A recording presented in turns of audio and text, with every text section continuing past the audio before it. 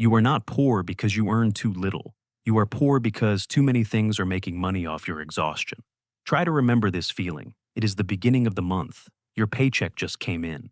The number in your account does not look bad. You tell yourself this month will be different. Less random spending, less emotional buying, less treating yourself after every exhausting day. Then at lunch, you order a coffee because you have had too many meetings today. At night, you scroll on your phone, see something marked down 40%, and tell yourself, buying it now actually saves me more than waiting until later. Over the weekend, you treat yourself to a nice meal because the whole week has been brutally stressful. Everything feels reasonable. Every expense is small. Nothing looks like financial self-destruction. But by the middle of the month, you start avoiding your banking app. By the end of the month, you sigh again and conclude, maybe I just am not earning enough. But as strange as it sounds, that thought is actually the first trap. The shocking truth is this.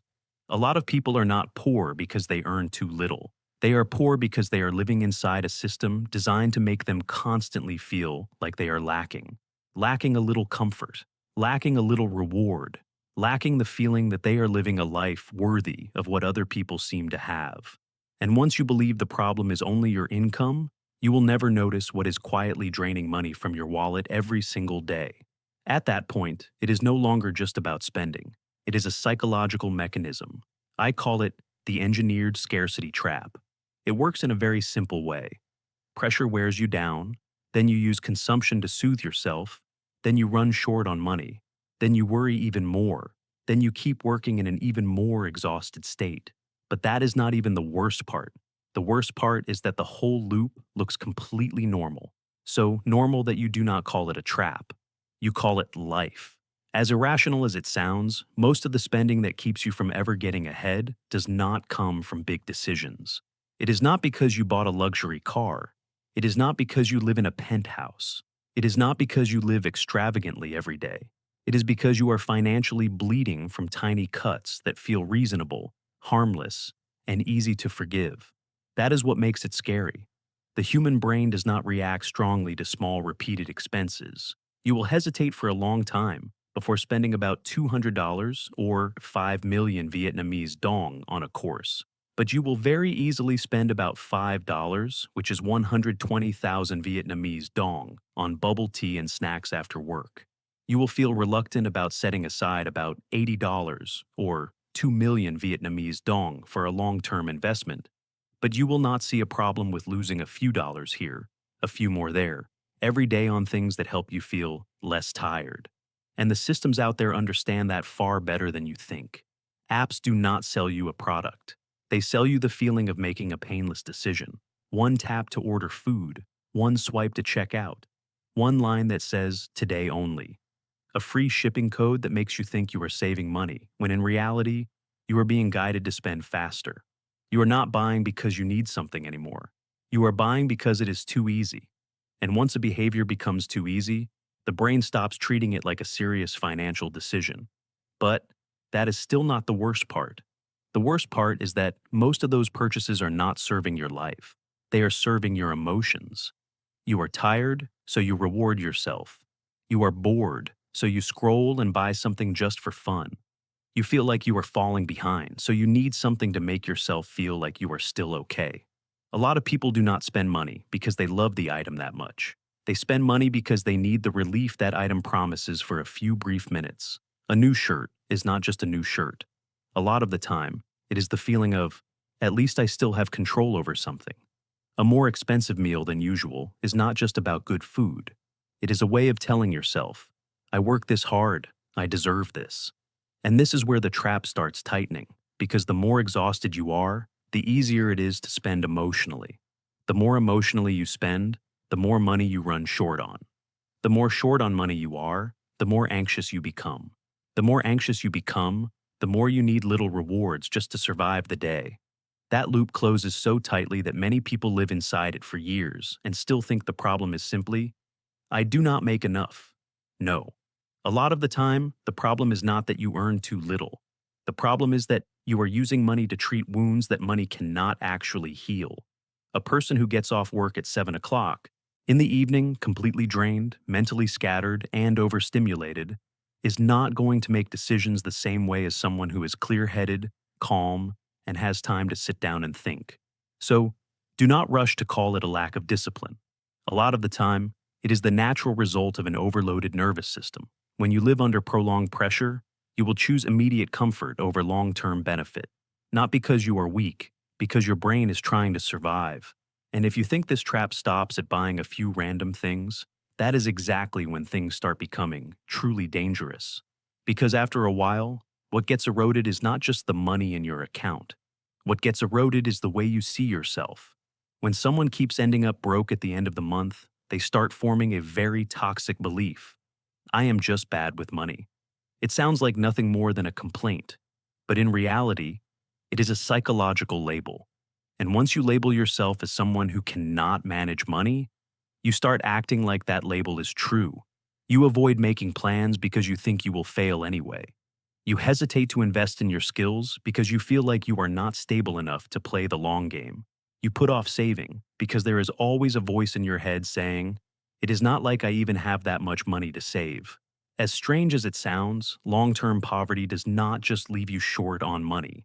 It takes away your sense that you even have the right to imagine something bigger than your current reality. That is why so many people are willing to make monthly payments on a phone just to get the feeling of owning it right away, but hesitate for a very long time over tuition that could help them increase their income later. Something that delivers dopamine immediately will always feel more attractive than something that only pays off after a few months. And this is where the trap fully closes. You start using your future to pay for the comfort of the present. But that is still not the worst part. The worst part is that society keeps praising that lifestyle. People call it enjoying life, practicing self-love, upgrading your lifestyle. Nobody tells you how thin the line is between enjoyment and self-anesthesia. Nobody tells you that some things look exactly like rewards, but are really just painkillers for a life that is moving in the wrong direction.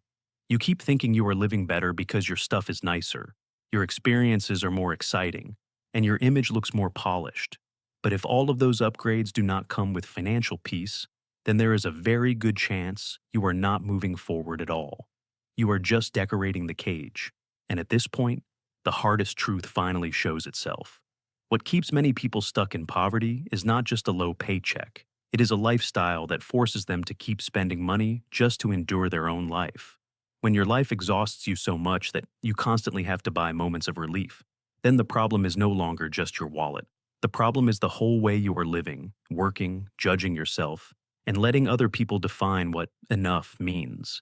You are not truly free if you still have to use consumption to patch up what life keeps wearing down inside you every day. So, how do you get out?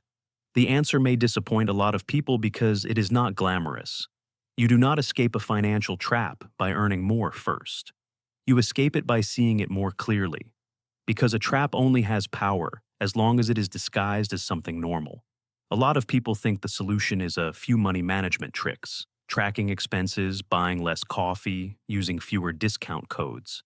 Those things are not wrong, but if all you do is fix the surface while never touching the mechanism underneath, you will go right back to the same old loop. You will still be tired, still lacking, still needing to buy something just to soothe yourself through the day. And then every financial plan will break from the inside. So the first step is not asking, how do I save more? The first step is asking, every time I spend money, what am I actually trying to fix? It sounds simple, but that question exposes a lot of decisions. Some things you buy because you truly need them, but some things you buy because you are exhausted. Some expenses create long-term value, but others only numb you for a few hours. And if you cannot tell the difference between those two, you will keep using money like a painkiller, then wonder why your life never really improves. So try one very simple rule. Before every non-essential expense, pause for a few seconds and ask yourself 3 questions. Am I buying this because I need it or because I am tired? Does this solve a real problem or does it just make me feel better for a little while? If nobody saw it and nobody knew I owned it, would I still want to buy it? Those 3 questions sound small, but this is where the trap starts to loosen. Because for the first time, you are no longer reacting on autopilot. You are forcing yourself to look directly at the real motive behind the spending. And the interesting part is this. A lot of the time, you do not need stronger discipline. You just need to create a pause before your instinct reaches for your wallet and makes the decision for you. Here is a very simple example. Do not ban yourself from buying something immediately. Just delay every non essential purchase by 24 hours. If after 24 hours you still believe it is useful, buy it. But if after 24 hours the urge disappears, then it was never a real need. It was just an emotion dressed up like a need. But that is not even the most important part. The most important part is that you have to stop measuring your progress by how your life looks on the outside and start measuring it by how much freedom your money is creating for you. Someone may dress better than you, travel more than you, and use nicer things than you. But if they are paying for it with constant pressure, constant debt, and the constant feeling of barely keeping up, that is not wealth. That is just a more expensive version of being trapped. Being rich, in the most meaningful sense, is not about being able to buy more. It is about needing money less and less as a way to heal a life that is exhausting you in the first place. The moment you stop spending money to prove that you are okay is also the moment you begin to actually be okay.